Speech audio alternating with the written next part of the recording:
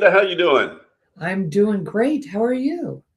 Pretty good today. Finally got caught up from the fog day. Oh, the fog day. You were telling me about this a little bit before we came on, and Yes. wow. So every once in a while, especially this time of the year when the temperature's changing and all the weather things with the Gulf and atmospheric conditions and things like that, we get nasty fog in Tampa. For the most part, it's it comes and goes. It's just like anything else with Florida weather. Give it 10 minutes and it'll change, right? But not when the fog gets this heavy and this dense. It doesn't.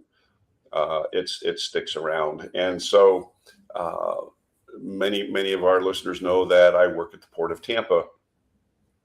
We had a fog day, which means the ship was outside of the Skyway Bridge. I think somewhere around 10 miles. I don't know the exact location, but um, and sat there on its way in. Shout out to Savannah Bananas. If you've never watched any of their stuff or watched the gentleman's story, you got to go. You got to go follow him. He is a character. And the private charities, the things he set up and done with the Savannah Bananas is phenomenal. They were on the ship. They had boarded 4 or 5 days prior. And then we had an organization called Boots on the Water that was going out on the next charter. So you run into security issues, right? We have a ship that's supposed to be there at 7 o'clock in the morning that didn't get in. It didn't. I think the first line was like 10:15 p.m. So it was more than a few hours late, and that sets a whole chain of events in motion. Everything from employees to um, all sorts of stuff on the ship. Embarking guests who are getting ready to go on the next cruise, and everything else. And so, I titled this, "What is a fog day? Can we adapt?" A fog day in Tampa, Florida, for a cruise line requires a bunch of step back, adapt to the situation, and move forward. Not always easy. No, because you've got a lot. I mean, those ships are big. They hold what, 3,000 people? This one was maxed out. I think we checked in 3,000 people for the Savannah Bananas cruise, and there was right at 2,000 people for the Boots on the Water. But that's just the cruisers. That doesn't include the crew that's on there, which is generally around 1,000 people, and there's always some coming and going, always. And then you have all the support staff for the charter company. There was a couple hundred of them. And like us, the charter company had been up for probably over 24 hours. Right. Then you have security. And security has to be there. I can't remember how many hours before the ship arrives. And so they were there because they hadn't called the fog day yet. And then they're there for several hours after the ship leaves. So they had a longer day than I did. But they also had some opportunities to kind of disappear, maybe take a nap. I didn't. I was out in front the whole time, so which is okay. But to adapt to that, number one, you have to be able to talk to people. You have to be able to talk to a guest who spent. These were not cheap charters. A charter is never No, is no. never cheap, and to be able to talk to them and say, no, we don't know when the ship is going to leave.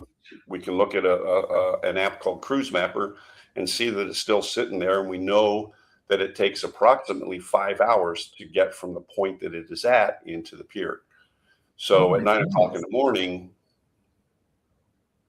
we knew by looking at it, it was going to be a minimum of 2 o'clock in the afternoon before it got there. And so we're talking to guests, telling them what's going on and everything else. And so it was really rather interesting. So, but then you have the guests coming off. So the ship docked around 10 o'clock. I think the last flight out of Tampa is somewhere around midnight or 1 o'clock in the morning. Tampa, the airport in Tampa, just that, they seriously don't run 24/7, or they didn't. I don't know now. Maybe they do, but major flights out. So everybody had to. I'm sure had to change to the next day, but it was fun. Um, when the ship got here, obviously everybody on the ship was waiting to get off. And so they're all lined up on the decks, facing the port. So we went out on the deck and, we're cheering them, they're cheering and it's like, but we all know what's coming, right? They don't know what's coming. They think they get to just run off and go home. Yes, yes, yes, yes. And for anybody who has done international travel or had to go through facial recognition, it's normally a piece of cake, right? You don't need your passport out. Facial recognition takes care of you. Boom, boom, boom. Customs and Border Patrol are awesome when it comes to debarking guests. There's rarely any trouble except for the people who bring food off, which that's goofy.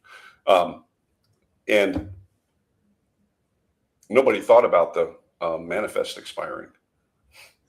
So the manifest had expired at 3 o'clock in the afternoon, which means there's no manifest in the facial recognition machine for CBP, Customs and Border Patrol protection. So that means physical passports.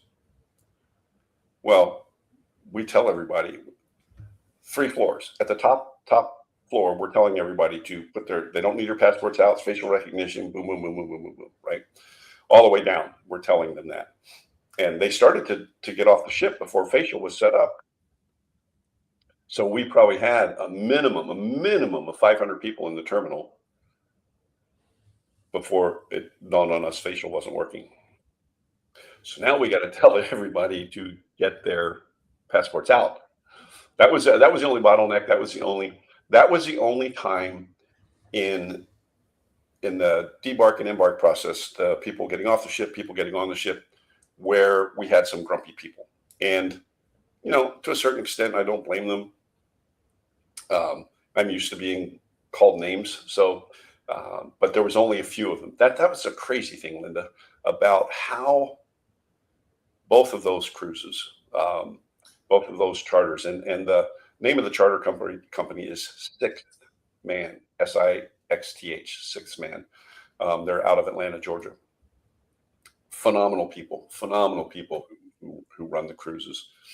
They do a great job with charters, and they set up all the rooms, and they set everything up. It's really great. But that being said, they can't control debark and embark. Our job is to make sure everything goes smoothly, safely, within the limits of the law. And so, understanding that we deal with customs, CBP, we deal with the local sheriff's department, we deal with port rules and regulations, and then we have ships rules, and then we have our corporate structure. Sometimes those don't mesh. It creates havoc sometimes. So, basically that's the story. Once we totally debark, well, another part to it is you can't have embarking guests, people getting on the ship, mixed with people getting off the ship. So we had a line that was probably a mile long of people waiting off-site in the terminal while people were getting on, and the sheriff's deputy wouldn't let them in. Anyway, and so, but once we were ready for them, we checked them in and got them going. I work with a bunch of awesome people at the port when it comes to, a lot of them had come in at 2 o'clock in the afternoon because we were initially told the ship may be alongside 4 or 5 o'clock at night. And so nobody changed that. So we called a whole bunch of people in. So by the time they finished, they were there for a solid 12 hours. Most everybody who worked, I was there for 19 and a half. So, and this old body is not real good with that. But anyway, the adapting to a situation like that, it doesn't matter. It wasn't a worldwide crisis. Okay, Right. the ship came in. The ship was going to sail. Pure and simple. That's what was going to happen. Um, Cruise lines rarely, if ever, cancel a cruise. Right. I mean, they don't got to refund all that money, right? And the ship still has to function. Anyway, um, I I am always impressed with our staff anyway, and usually there's about 80. Um, in that situation, I was a peer coordinator, so that's kind of peer supervisor, not coordinator. So between myself and my counterpart Sharon, we that was our job to get people on and off the ship. We ultimately responsible. Buck stops with me, right?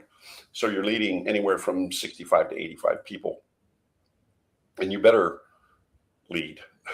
So if you don't, and that's why towards the end of the night, I kind of got a little grumpy, and I knew other people were there who could take over, and I knew that if I stayed, I was going to say something or do something that would undermine my leadership. And so I left, and I let the boss know and said, I'm out of here. I don't want to offend anybody. I don't want to hurt anybody's feelings, because I'm truly getting grumpy. So, but the way they adapted, the way everybody went and did what they needed to do, even though that wasn't their job. Right. And that's Yeah. just a long story to talk about how we need to adapt in life. And is it Martin Luther King Jr. that said, you don't need to see the whole staircase, just take the next step? And when you're handling a situation like that, you really do just have to take it one thing at a time. Yeah. And again, it's not somebody screwed up. It's not anything, weather is beyond our control as humans. And when we get stuck in those situations, not just you guys being at the port and having to work through it, the people waiting to either get off or to get on the next one also need to adapt and understand that, again, this is something outside of anybody's control. And there's nobody sitting in a tower somewhere going, let's mess this up and see what happens. Right. And, trying to do a psychological study. Yeah. And sometimes, especially when you're tired, your brain goes in a lot of different areas, goes a It lot of does. different directions. When you were telling me that story earlier, what I was thinking of is sometimes even like we get in a brain fog. And how do we adapt? How do we work ourselves through that? Anybody that works in service and works in jobs where you have to put in those extra long days, there comes a point in the day where, if you didn't get your 15-minute break, or even if you did, you might need a little extra time to yourself. Because, I think about, we've got a bunch of 24-hour restaurants out here, and people that go and hit the drive-through or something at 2 o'clock in the morning get upset because their order's not right. And it's like, well, they're probably not that busy overnight. So to keep sharp and on top of things when nobody's coming through in the middle of the night is harder than working through bedlam, because you kind of slow down and then you have to be able to pick yourself back up when somebody comes through, and your mind's not focused on what you're doing. And I think these kind of things, a fog day, whether it's weather, whether it's your brain, whether it's just lack of clarity on what you're working on that day, we need to remember that we need to slow down. Just like if you're driving in your car and the fog rolls in, you don't speed up and you don't turn your headlights on bright. Right. So you slow down, you take it inch by inch, you turn your headlights on, but not on bright. You And if you really can't see anything, get off at the next exit. Yep. Yeah. Be safe. Yeah. Not, there is nothing worse you getting hurt trying to get where you're going Right. in that fog. And if you hurt someone else in the process, that's something you have to live with. Yeah. Yeah. Not just, you know, financially and possibly physically, but emotionally. Yeah. I don't know how I would feel if the accident I caused kills someone. I Right. don't know how I would carry that for the rest of my life. Yeah. So, Right. I'm not a slow driver, but I'm a very good driver. I'm a very Yeah. aware driver. Yeah. And on the days where I don't feel that I can be that aware, I work from home. Yeah. Exactly. Yeah. Nope. Understand. I agree with that completely. It's one of those, uh, you have to be aware of your surroundings. Like I mentioned, there's very few people who were really upset. Um, the Both of them had entertainment that they had paid to see happening around them, right? And so I heard that on the ship going out, they made some they adapted a lot of the programming on the ship so that the folks actually got to see all of the entertainers and everybody who was on there. Clint Black was the headliner, and I was told he did a phenomenal job.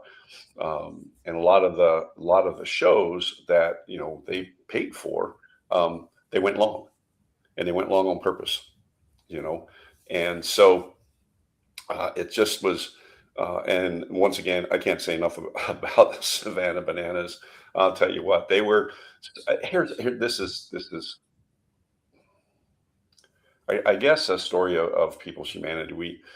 With all those people getting off, some people carry too much luggage instead of having it taken off the night before, and we had a lady fall and at the bottom of the escalator, and one of the players and his wife stopped. When I got there, I was first one there. I thought it was family, and it wasn't. It turned out to be a ball player and his wife, and they went in, approached customs to get her bags. And I'm shortening up this story, but Right. um, got her bags. They stayed with her. We got her up. We got her into a wheelchair. EMS came, determined that she needed to be transported. They went with her, Wow. and I was so amazed. I'm like, this is, and I never got their name. I talk about providing great customer service. I mean, that is over and above. She traveled alone, um, and they were not going to let her be alone. And, not just great customer service, what great leadership Yep. Hmm. to take it upon themselves to say, this is our charter. Hmm. Hmm. This is we we're not going to leave her hanging by Yep. herself. Yep. And especially with all the things going on in the world right now, we have a tendency to lose sight of those good things that happen, Yep. Hmm. those good people that step forward and are Yep. doing those Hmm. things. And those are the kind of stories that when I fall into my depression and feel like the world is doomed, something like Yeah. that happens and it's like, no, it's not. We're not doomed. We've got good people stepping up to help each other and be there and be human instead of being a side. Right. Right. And you know, when you think about all the things that can go wrong when you're lacking clarity or you're in the fog, you don't have to do that by yourself. No. Yep. You know, if it's if it's issues of mental health, contact your provider. You can, I believe the 988 hotline is still working. You can call that. There's online sources where you can get in and get an online chat with the provider.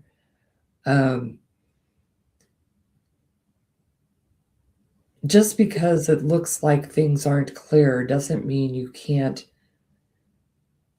find one thing to move you forward. Right. And it doesn't have to be a big thing. Again, driving in the fog, I'm not gonna see how fast I can go and how bright my lights are gonna be. Right. I'm not gonna get very far. Yeah, right, I've exactly. been driving these roads for over 30 years, but I tell you, I never know who's in front of me. Yeah, right. Yeah, it's being able to adapt and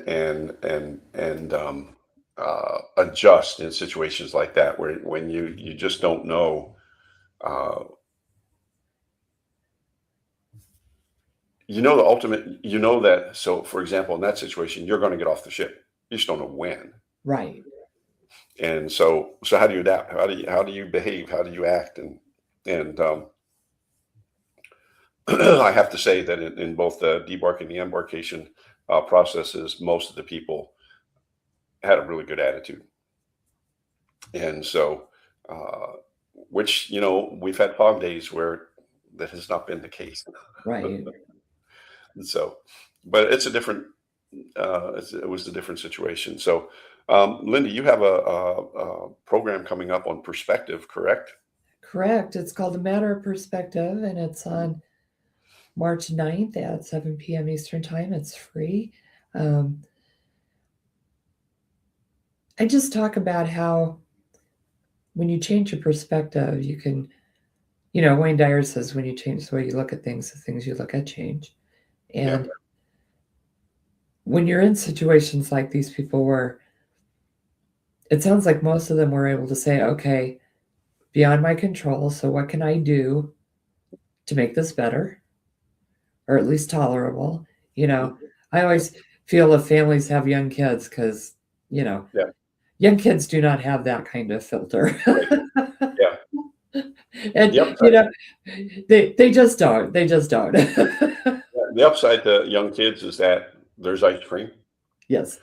and there's playrooms and stuff like that on this particular ship. So, yeah, I get another day at sea, and that was pretty much on the group getting off. You know, and I try to interact. We got an extra day.